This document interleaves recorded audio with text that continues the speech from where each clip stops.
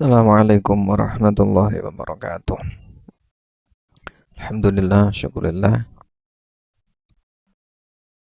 Hari ini kita masih dipertemukan kembali dalam mata kuliah strategi pembelajaran PAI dalam keadaan sehat walafiat. Semoga saja semuanya sehat, tidak ada yang sakit, sehingga benar-benar bisa melawan virus yang menghinggapi tubuh kita, ya. Jadi kunci untuk menangkal corona itu tidak hanya mengikuti prosedur kesehatan yang sudah ditetapkan, ya.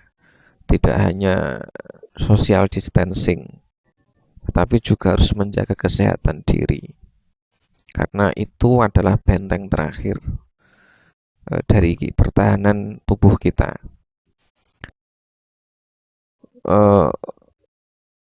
Kalau kita sehat, ya, tubuh kita sehat, staminanya kuat, ya, itu meskipun kita ketemu dengan orang yang ODP atau PDP dan kita menjalin kontak dengan mereka dan akhirnya kita kena virusnya, itu kalau kita sehat itu insya Allah tidak apa-apa, karena virus itu hanya akan menyerang kepada tubuh yang sakit, ya. Jadi kalau kalian flu, pilek, itu kan kena virus, itu karena sistem imunitas kalian itu sedang buruk, maka kemudian terserang penyakit. Tapi kalau sistem imun kalian bagus, itu tidak akan kena flu, ya. Virus apapun tidak akan mampu menembus pertahanan tubuh kalian. Kuncinya di situ. Nah, ya, semuanya semoga tetap sehat dan bisa melanjutkan kuliah seperti biasanya. Kita lanjutkan perkuliahan kita. Ini kita berada di pertemuan ke-5, ya. Pertemuan ke-5 dengan materi keterampilan dasar mengajar bagi guru. Sebenarnya untuk materi ini biasanya di kelas itu nanti akan saya jelaskan sedikit, kemudian saya berikan contoh keterampilan melalui video, ya. Ada beberapa video yang ada di komputer saya dan sudah saya simpan, biasanya untuk media pembelajaran di kelas, tapi karena kita tidak ketemu, maka kalian nanti bisa mencari di YouTube, ya, tentang keterampilan dasar mengajar. Banyak sekali di YouTube tentang praktek keterampilan dasar mengajar, tetapi harus selektif juga dalam memilih video itu karena tidak semuanya bagus. Nah, saya tidak akan menjelaskan panjang lebar tentang keterampilan dasar mengajar, karena lewat video nanti kalian bisa menganalisis apa saja yang diperlukan dalam keterampilan itu, dan nanti juga teman kalian yang sorokan akan menyampaikan juga. Saya akan membahas sekilas tentang keterampilan itu. Jadi salah satu kompetensi pedagogik yang harus dimiliki guru, salah satunya mengandung arti bahwa guru harus terampil mengajar. Ini menjadi keterampilan wajib yang harus dimiliki oleh guru. Setidaknya ada 8 keterampilan yang harus dimiliki oleh guru. Yang pertama, keterampilan membuka dan menutup pelajaran, ya. Membuka pelajaran itu tidak sekedar salam, ya, tetapi Yang dimaksudkan membuka pelajaran ini adalah prakondisi ya. Prakondisi itu apa ya? Mengkondisikan siswa agar siap untuk menerima pelajaran. Itu maksudnya prakondisi. Jadi menciptakan sebuah kondisi agar nanti siswa siap dalam mengikuti pelajaran. Contohnya misalnya mengecek kesiapan siswa dengan memanggil satu persatu lewat presensi. Kemudian memberikan motivasi lewat cerita, ya, main game atau tebak-tebakan dan lain sebagainya. Bisa juga kemudian dengan menyampaikan tujuan pembelajaran yang akan disampaikan, sehingga nanti perhatian siswa itu akan terpusat kepada pelajaran.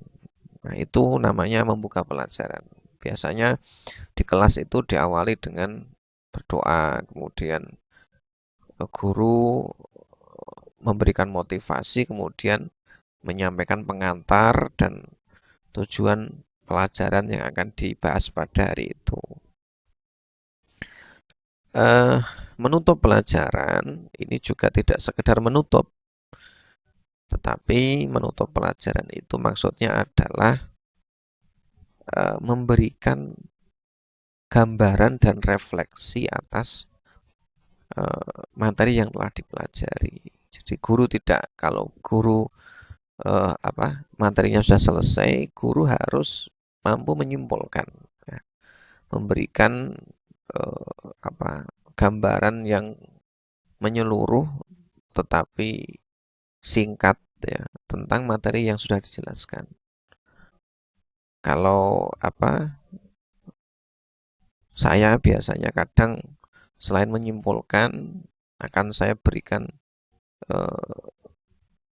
kata-kata penutup ya, atau closing statement. Nah, itu seperti diskusi begitu. Dia ada closing statementnya. Ini untuk memberikan gambaran yang sederhana kepada siswa supaya teringat dengan materi yang telah disampaikan. Yang kedua, keterampilan bertanya. Nah, bertanya ini tidak sekedar bertanya. Ya.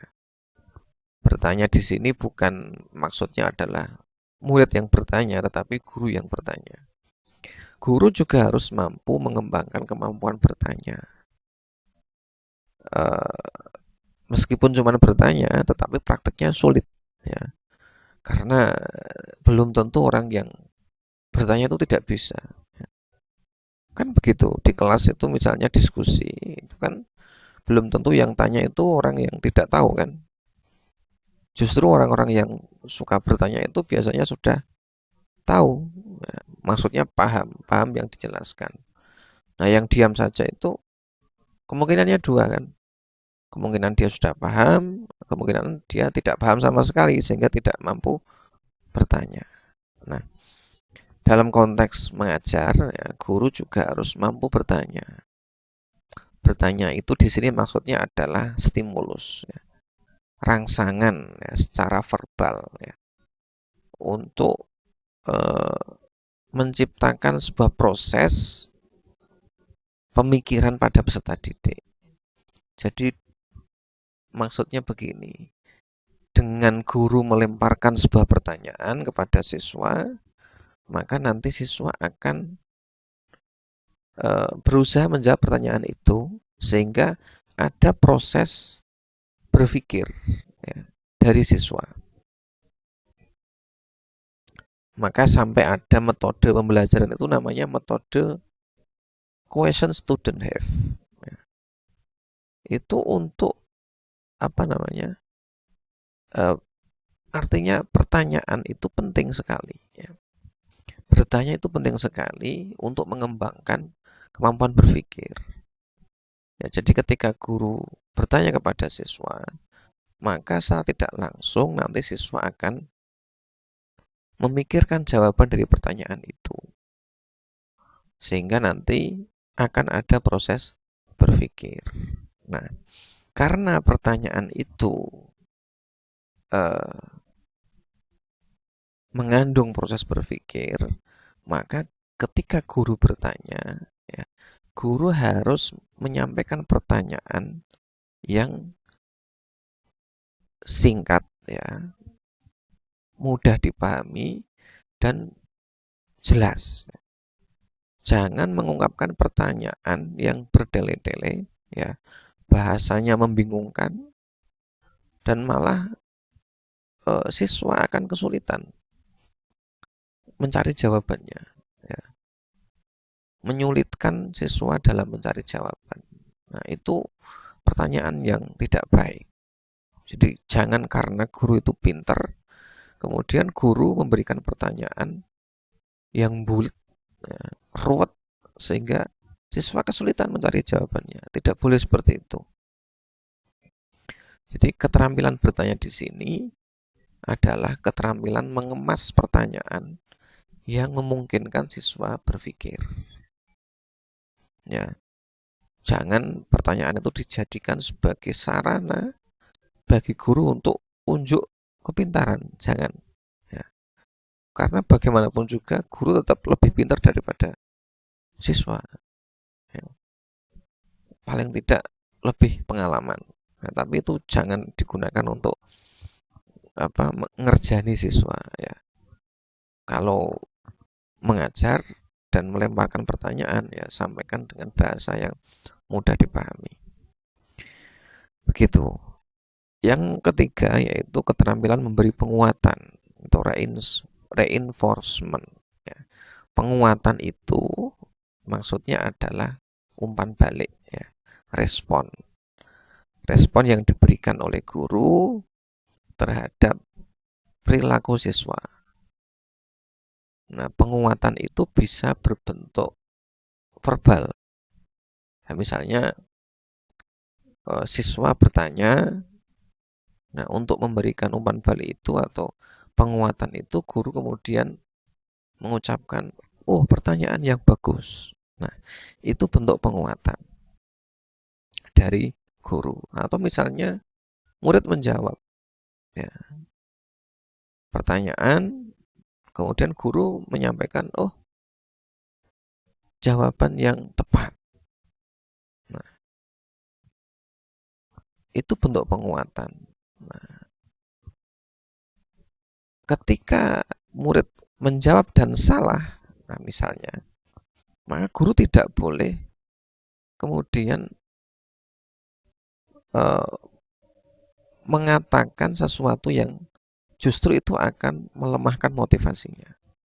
Nah, itu bukan penguatan, tapi justru pelemahan. Nah, itu bukan bagian dari keterampilan guru. Jadi guru harus bisa menguatkan siswa, baik siswa itu benar atau salah. Maka ketika siswa melakukan sesuatu yang kurang tepat, ya, yang salah misalnya, menjawab pertanyaan tetapi jawabannya salah, maka guru jangan kemudian mengatakan itu salah. Ya, berikan penguatan dulu. Oke, terima kasih atas jawabannya. Jawabannya kurang tepat. Nah, misalnya begitu. Ya.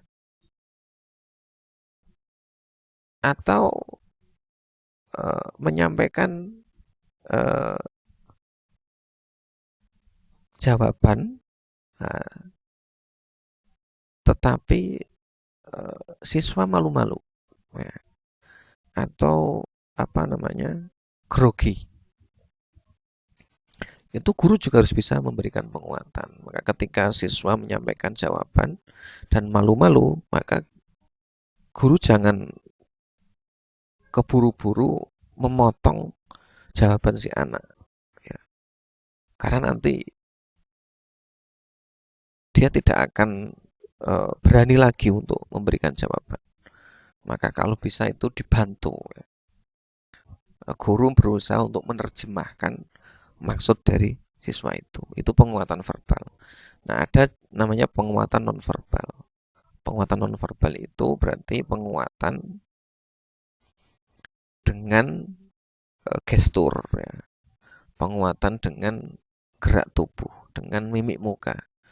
Ya, misalnya kita tidak setuju dengan perilaku seseorang atau tidak setuju dengan tingkah laku anak, ya, maka kita cukup menunjukkan gestur.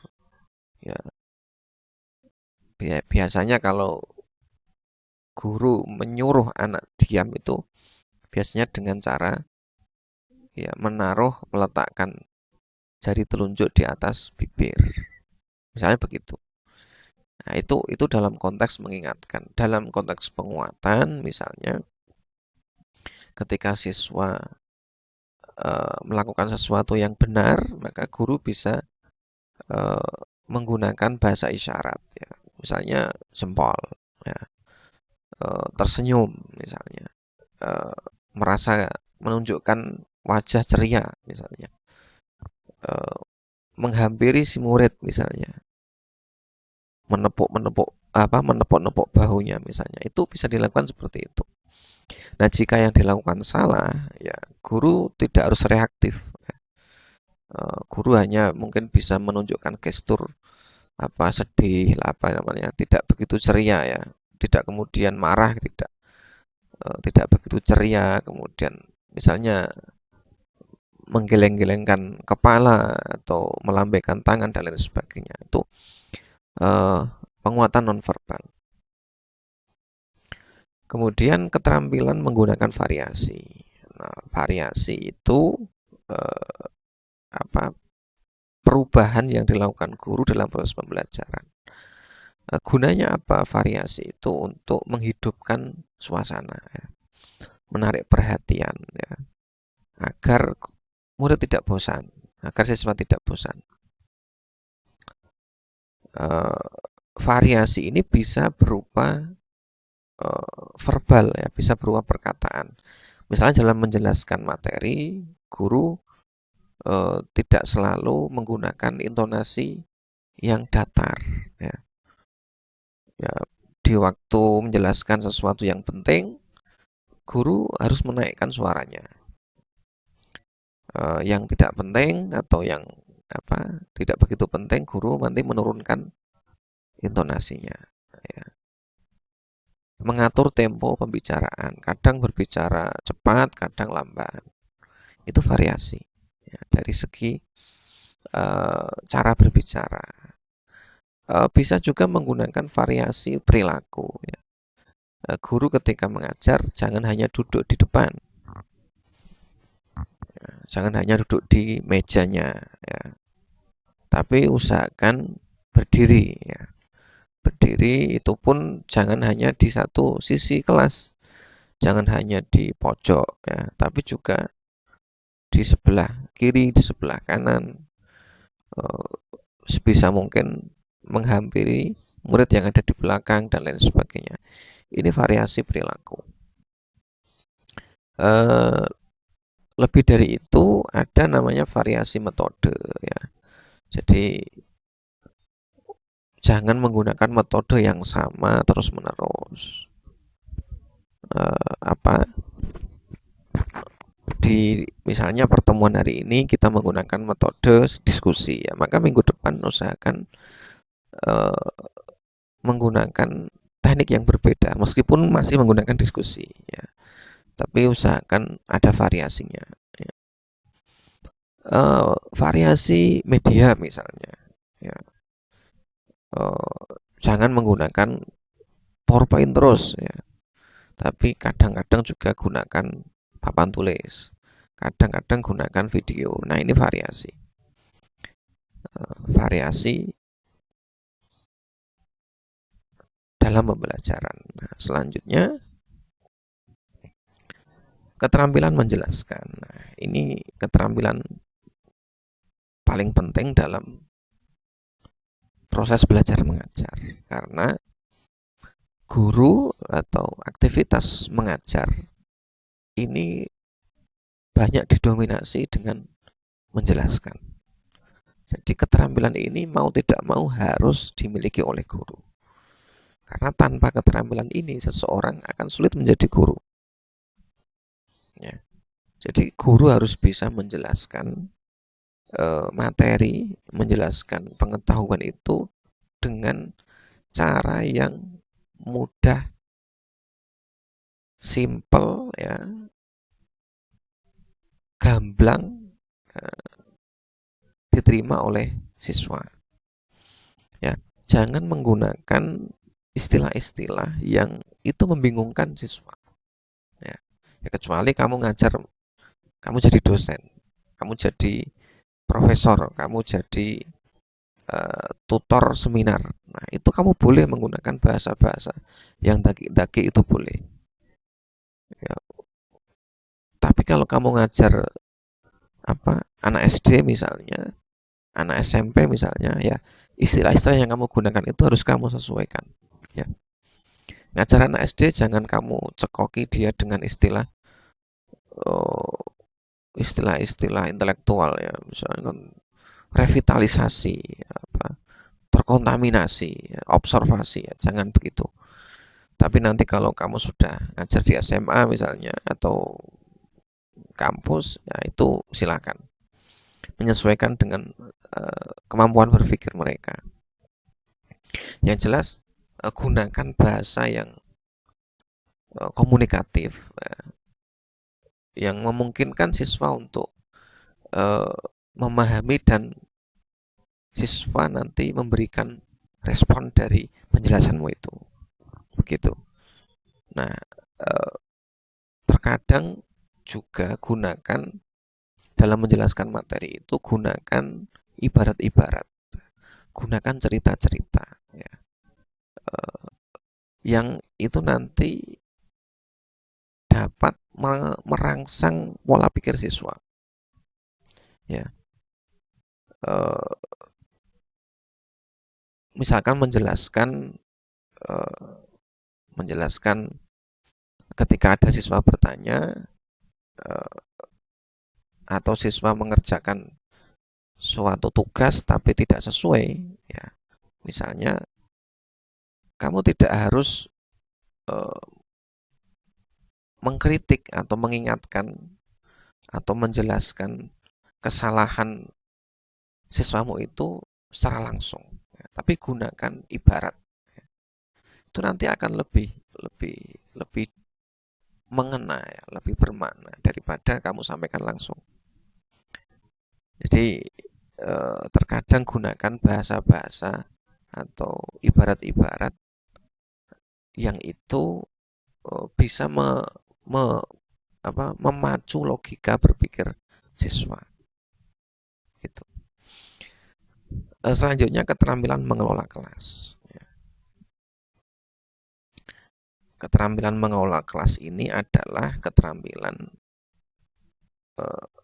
untuk menciptakan sekaligus menjaga kondisi pembelajaran yang optimal. Jadi tidak hanya menciptakan kondisi itu tugasnya di awal, ya, ketika pembukaan itu guru menciptakan kondisi, tetapi juga harus menjaga kondisi itu sampai pembelajaran selesai. Artinya apa? Ketika kondisi yang stabil itu berubah menjadi tidak stabil, guru harus bisa mengembalikan kondisi kepada keadaan semula. Ya, jadi misalnya sering terjadi. Nah,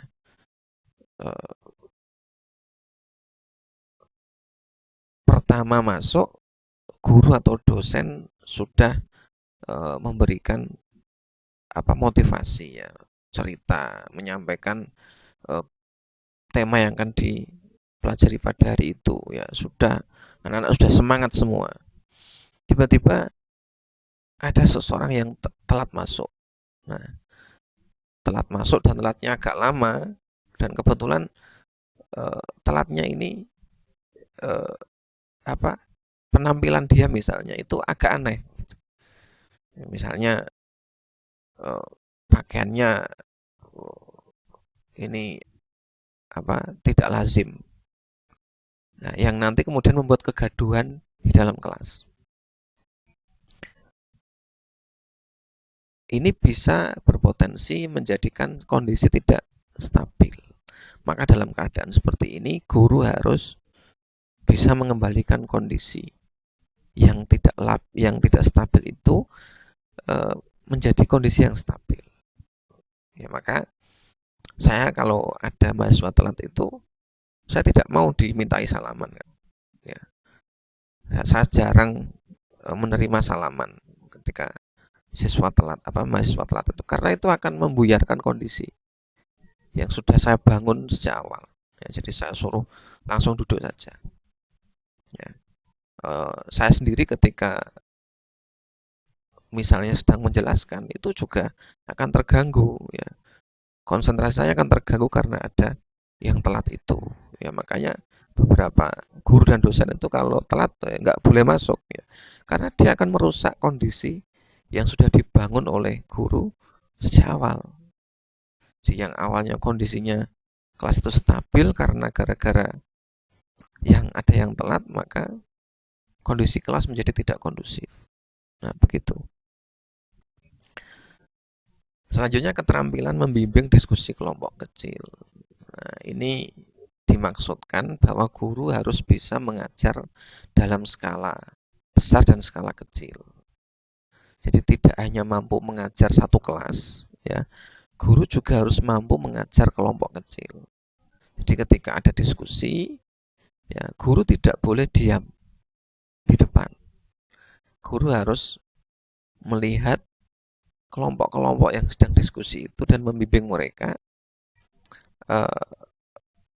untuk misalnya berkomunikasi, ya, membangun kerjasama dengan kelompoknya dan memecahkan permasalahan. Biasanya ketika dosen atau guru itu menyuruh siswanya diskusi, itu kemudian ditinggal. Karena sudah besar gitu, kemudian ditinggal, disuruh diskusi sendiri. Nah, ini salah, ya. Maka guru harus menemani diskusi itu dan membimbing siswa yang sedang diskusi. Ini bagian dari keterampilan dasar. Nah, yang terakhir adalah keterampilan mengajar kelompok kecil dan perorangan. Nah,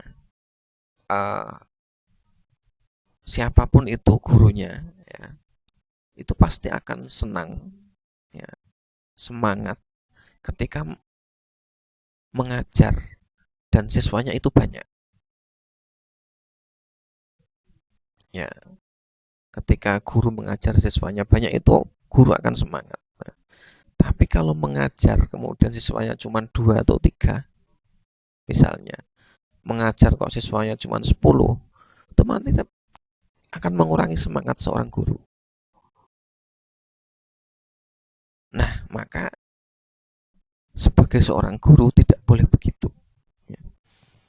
Guru harus bisa mengajar kelompok kecil. Jadi meskipun kelasnya itu sedikit, ya, itu guru harus mampu mengajar anak yang sedikit itu. Justru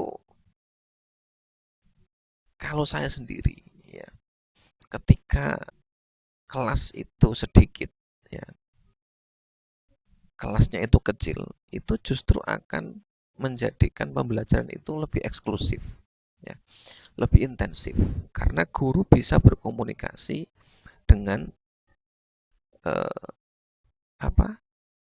setiap siswa yang ada di sana.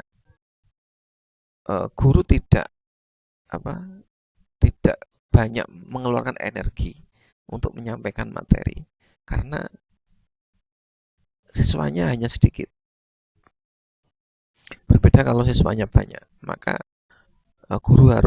suara guru misalnya harus mencapai semua sisi kelas. Tapi kalau siswanya sedikit, ya, guru tidak harus bersuara keras-keras. Guru juga bisa lebih mengenal siswanya satu persatu dan memungkinkan guru untuk lebih dekat dengan siswanya. Itu keuntungan mengajar kelompok kecil.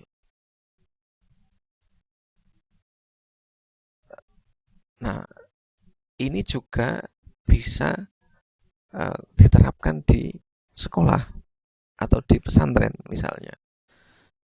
pesantren yang sudah besar, ya, santrinya banyak, itu biasanya eh, banyak siswanya atau banyak santrinya yang eh, kurang perhatian dari guru, ya. Belum tentu juga kiainya itu kenal satu-satu. Biasanya kiai itu kenal sama santri itu yang sering sowan ke kiai, atau bapaknya sering membawakan jajan sama kiainya, begitu kan. Tapi kalau santrinya sedikit, biasanya kiai kenal semua santrinya, dan perhatian kiai itu oh, bisa merata kepada semua santrinya. Di kelas juga begitu, ya. Jadi keuntungan guru yang mengajar kelompok kecil itu, guru akan mengenali satu persatu siswanya, kemudian akan mampu menjalin komunikasi yang lebih intensif dengan siswanya. Nah, kerugiannya, ya, terutama kerugian dari sisi siswa, kalau siswanya sedikit, itu nanti kalau giliran menjawab pertanyaan itu muternya cepat, ya. Jadi misalnya siswanya 10, itu nanti giliran maju itu nanti kan muternya cepat, jadi majunya lebih lebih banyak kan. Nah, nek gurune kenal kabeh, nah, biasanya nanti juga yang tidak bisa itu, ya, biasanya murid sing dablek itu nanti kenali gurune itu musibah, ya. Karena nanti pasti akan ditunjuk terus, ya. Tapi bagi guru eh, positifnya banyak ketika mengajar kelas dengan siswa yang sedikit daripada siswa yang banyak, ya. Hanya saja motivasinya mungkin berbeda. Mengajar kelas yang besar itu guru lebih tertantang, ya. Motivasinya lebih tinggi. Mengajar kelas yang sedikit itu memang cenderung uh, apa kurang motivasi bagi guru. Tapi positifnya guru lebih bisa intensif dalam menyampaikan materi. Oke, saya kira itu penjelasan dari saya. Untuk pertemuan kali ini mungkin nanti bisa dilanjutkan dengan diskusi via grup WA. Kita akhiri untuk pertemuan kali ini. Semoga semuanya tetap sehat, tetap semangat, sehingga bisa menjalankan aktivitas seperti biasanya. Sekian, wallahu muwaffiq ila aqwamit thoriq. Assalamualaikum warahmatullahi wabarakatuh.